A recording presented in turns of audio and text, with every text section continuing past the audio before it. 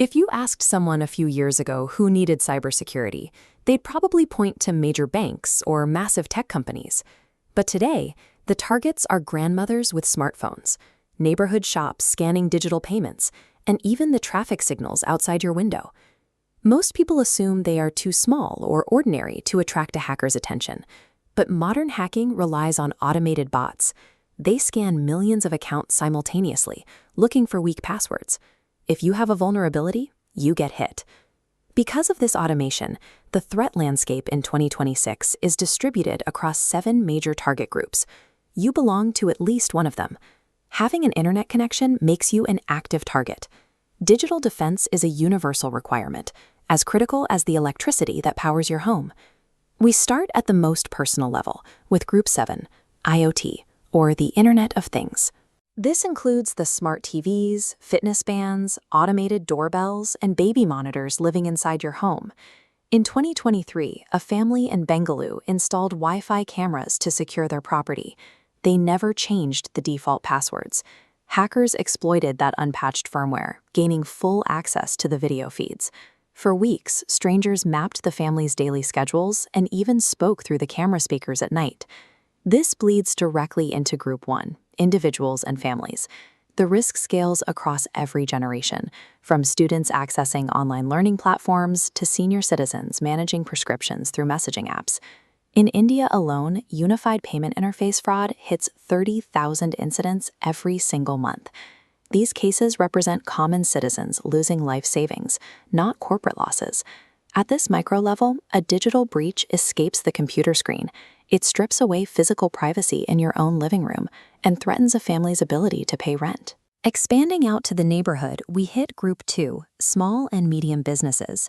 Many local clinic owners and retail managers believe their limited size keeps them off the radar. Hackers actively hunt SMBs. In 2024, a small chain of jewelry stores in Mumbai was hit by a single ransomware attack. Their customer database, billing software, and security footage were encrypted.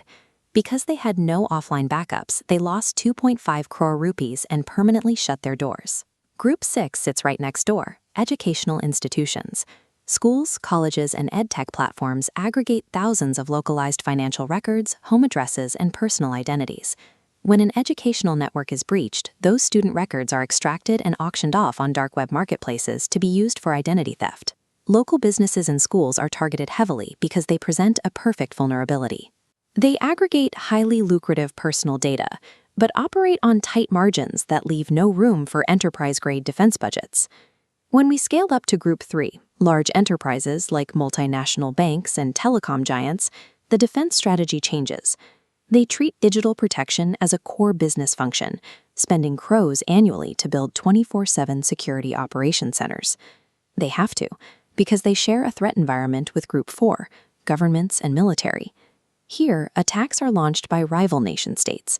It is a silent, ongoing state of cyber warfare that is cheaper and easier to deny than moving physical troops. State-sponsored hackers routinely target national identity databases. Compromising citizen records allows foreign adversaries to undermine tax systems, manipulate voter rolls, and map the internal structure of a nation. This brings us to the final category, Group 5, critical infrastructure. This is where digital warfare triggers physical societal collapse. The 2021 Colonial Pipeline ransomware attack in the United States infected the billing network of an oil pipeline. The resulting shutdown cut off fuel supplies across the entire East Coast, causing widespread panic and massive queues at gas stations.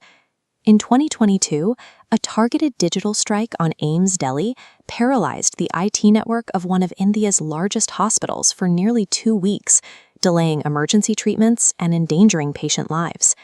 At this systemic level, malicious code functions as a physical weapon. Hackers can disable the water, power, and healthcare systems required to keep modern society alive. All 7 of these groups share the exact same digital ecosystem. An unpatched Wi-Fi router at a power plant employee's house can provide the entry point that brings down a city's electrical grid. The vulnerability of one dictates the safety of all. Living, working, and banking in the digital age requires a baseline level of security awareness. It is a foundational life skill for the 21st century. This universal vulnerability has left millions of cybersecurity roles unfilled globally. Organizations are searching for the specific skills needed to analyze these threats and harden these networks. Look around your room. Look at your phone, your laptop, and the camera on your wall. Every single one of those endpoints requires active protection. The question is, who is going to provide it? Because the threat connects all of us, the defense must include all of us. Next, we'll map out exactly what these defense careers look like, the salaries they command, and how you can start building your own path into the industry.